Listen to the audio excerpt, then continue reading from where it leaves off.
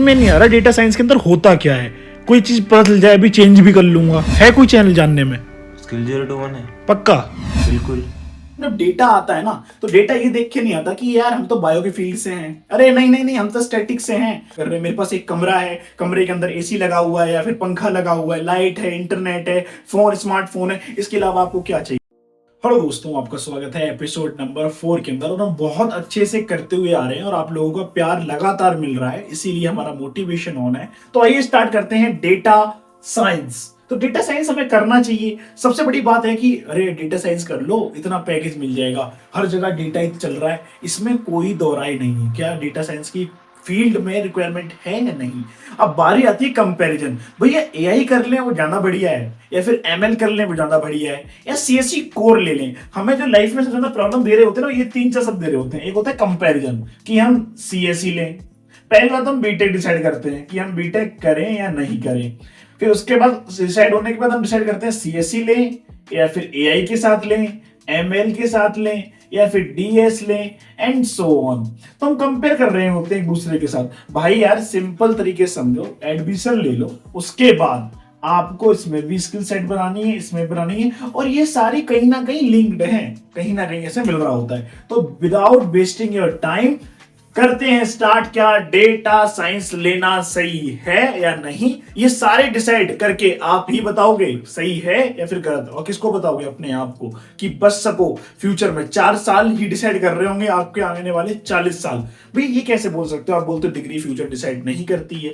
तो यार वही बात कह रहे हैं, डिग्री फ्यूचर डिसाइड नहीं करती है, पर डिग्री 4 साल दे रहे हो आप, उसमें 4 साल के अंदर क्या क्या सीखते हो, क्या आता है, कहां पढ़े रहते हो। एक सबसे बड़ा वार्निंग रहेगी, लड़कियों से, या लड़के हैं तो लड़कियों से, और लड़कियां हैं लड़कों से दूर रहना तो ज्यादा बढ़िया रहेगा। आइए स्टार्ट करते हैं डेटा साइंस के अंदर लेक्चर। और what is data science? Data science होता क्या है? तो डेटा साइंस वो होता है जो हम एक पूरे इंफॉर्मेशन को, या फिर हम बोले जाए तो जो गलत जगह डेटा पड़ा हुआ है, प्रॉब्लम्स पड़ी हुई हैं, सॉल्यूशंस पड़े हुए हैं, उन सबको एकत्रित करके इंफॉर्मेशन में बदल देना और फिर उसे अपने यूज के हिसाब से यूज करना, उसे हम बोल देते हैं डेटा। तो आइए स्टार्ट करते हैं। डेटा साइंस के अंदर क्या हम देख रहे होते हैं? डेटा एनालिसिस होती है, डेटा विजुअलाइजेशन। अब विजुअलाइजेशन क्या होता है? देखो यार, जब भी हम प्रेजेंटेशन देते हैं ना, वो डेटा विजुअल्स हम यूज कर रहे हैं, तो वहां पे विजुअलाइजेशन का यूज कर रहे होते हैं। जितना अच्छा हम विजुअल्स में रिप्रेजेंट कर पाएंगे, आपने देखी होगी बड़े बड़े सीईओस कंपनी के अंदर अपनी मीटिंग्स करते हैं तो एक प्रेजेंटेशन दे रहे होते हैं, ये ग्राफ ऐसा जा रहा है, हमने ये सब पढ़े थे ना, histograph, bar graph, line chart, ये जा रहा है, ये कर्व आ रहा है, ये डाउन जा रहा है। ये सारी चीजें हमें बहुत अच्छी तरीके से रिप्रेजेंट करती हैं। देन कंपेयर नेगेटिव नंबरों से। हम लिखे -200 चला गया, थोड़ा समझ में नहीं आएगा, पर हम ऐसे लिखें, ऐसे लाइन बना के -200 की है, यहाँ पे जा रहा था 0 से, एक्सिस नीचे आ गया, +200 चला गया तो ऊपर जा रहा है। भैया 2 लिखे 200 क्यों बोल रहे हो? इतना माइन्यूट मत देखो। ठीक है, अब बारी आती है यही माइन्यूट लेवल के प्रॉब्लम से हमारी पूरी आगे की प्लानिंग खराब होती है। इसीलिए डेटा साइंटिस्ट की रिक्वायरमेंट हो रही होती है, और डेटा साइंस के बाद ही आप साइंटिस्ट बनोगे विद एक्सपीरियंस। ये ध्यान रखना, noted, experience then expectation 40 lakh, 50 lakh, 1 crore. Okay, and statistics में आ रहा होता है, मशीन लर्निंग की भी पार्ट होता है, फिर आता है बिजनेस इंटेलिजेंस। यार बिजनेस सुनते ही कान खड़े हो जाते हैं ना, वैसे ही हमें समझ में आना चाहिए, सारी चीजें हमारी हेल्प कर रही होती हैं। हमें कुछ भी बिल्ड करना है, ये हमें आना चाहिए। अब बारी आती है सेकंड की स्किल्स की, जिसका नाम है क्या क्या हमें स्किल रिक्वायरमेंट होगी। पाइथन, मैंने पहले ही बताया था, एआई के अंदर जा रहे हो चीज है तो पाइथन ही आप ज्यादातर देख रहे होंगे। Language is a programming language. SQL database management का सिस्टम में पार्ट आता है। स्टैटिस्टिक आता है, प्रॉब्लम सॉल्विंग स्किल आपके पास होनी चाहिए, एंड कम्युनिकेशन। यार कम्युनिकेशन इतना मस्ट पार्ट है ना, क्योंकि आपने कुछ भी बिल्ड किया, आप रिप्रेजेंट ही नहीं कर पा रहे हो, तो वो बिल्ड किया वो बेकार है। या तो फिर साइन लैंग्वेज सीख लो कि बोलना नहीं है, गूंगे हो तो, और जब बोल पा रहे हो जबान को चलाना सही सीख लो। या सिंपल है ना। अब बारी आती है टूल्स की। अब एक टूल की बात क्या होती है, हम इसमें कौन कौन से टूल यूज कर रहे होते हैं? ऑफ कोर्स ये बात है, प्रोग्रामिंग लैंग्वेज हम करेंगे वो पाइथन आ जाएगा। स्टोरेज कहाँ पे होगा, डेटा को रखोगे कहाँ, किसकी हेल्प से करोगे, क्या क्वेरी लगाओगे। डीबीएमएस पढ़ा है, एसक्यूएल पढ़ा है, इसमें जाएगा। सीक्वल्स में आता है। अब बारी आती है किस तरीके से डेटा को रिप्रेजेंट करने के लिए कौन सा प्लेटफॉर्म यूज कर रहे हो, तो बात आती है पावर बीआई हो गया, टेबल्यू हो गया, एक्सेल। एक्सेल नींव है, आप इन तीनों चीजों को जरूर एक्सप्लोर करें। इफ आप डेटा साइंस लेते हैं तब भी और नहीं लेते हैं तब भी, बिकॉज ऑफ ये आपके करियर का बहुत इंपॉर्टेंट टाइम के साथ साथ ये स्किल है जो आपको वैसे भी आनी चाहिए। आप करते हैं तो ठीक है, नहीं करते तब भी सीख लेना। अब बारी आती है कैरियर ऑप्शंस, हम क्या क्या देख रहे होते हैं डेटा साइंस इंजीनियर बनने के बाद। हम देख रहे होते हैं हम डेटा एनालिस्ट बन सकते हैं, डेटा साइंटिस्ट बन सकते हैं, बिजनेस एनालिस्ट बन सकते हैं, एमएल मशीन लर्निंग के अंदर आप जा सकते हो। अब ये मशीन लर्निंग यहाँ पे क्यों आ गई? फिर हमने तो मशीन लर्निंग ली ही नहीं थी, हमने एआई ले लिया था, हमें तो समझ में ही नहीं आ रहा हम डीएस ले रहे हैं, इसके अंदर हम क्यों कर रहे हैं?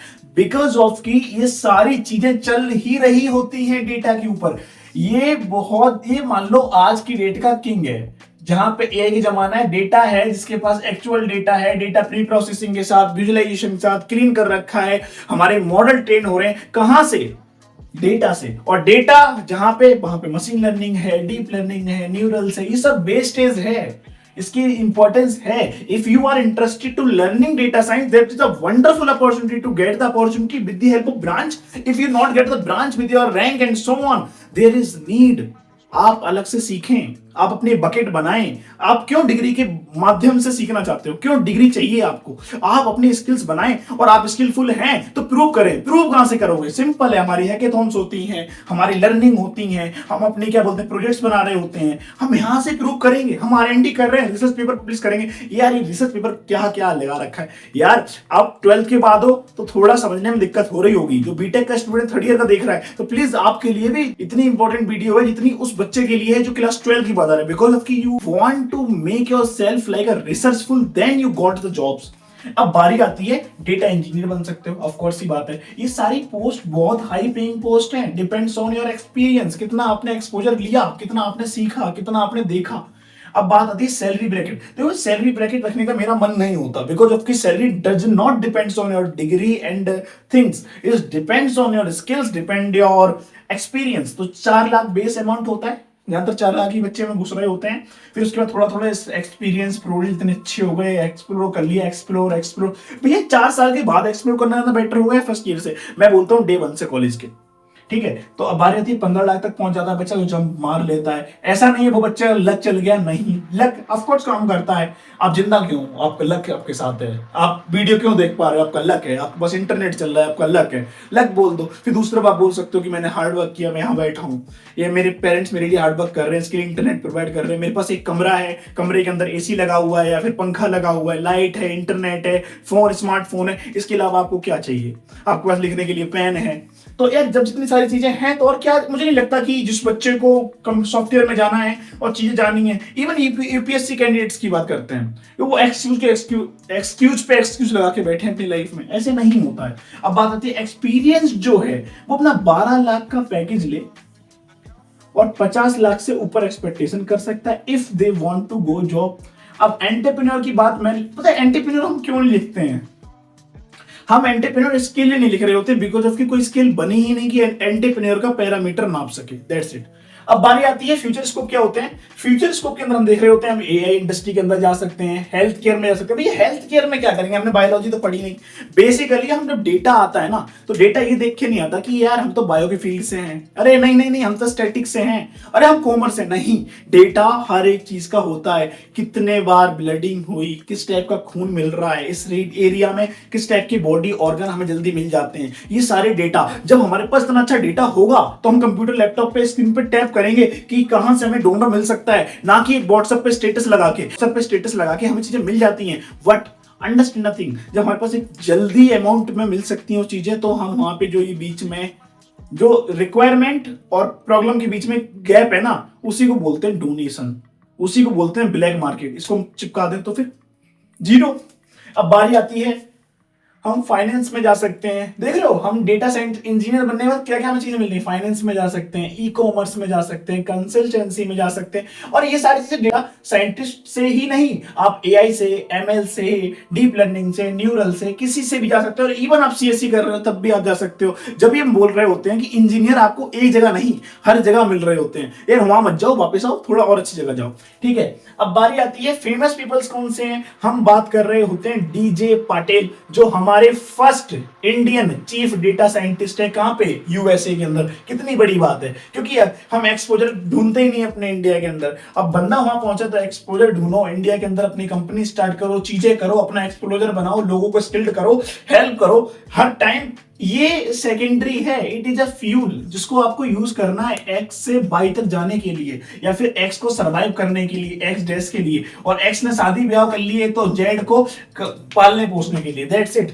अब बारी आती है फिर हमारे पास एंड्रियो एनजी साहब आ गए हैं, जो डेटा में भी हैं और साथ साथ में एआई लीडर आप देख चुके हैं। अभी तक एआई की और उसकी वीडियो देखी, बट प्लेलिस्ट का लिंक आ रहा है, आप जोन सी वीडियो चाहे वो देख सकते हैं, कोई एडवर्टाइजमेंट नहीं है, और लास्ट में वीडियो लगी होगी कोई ना कोई।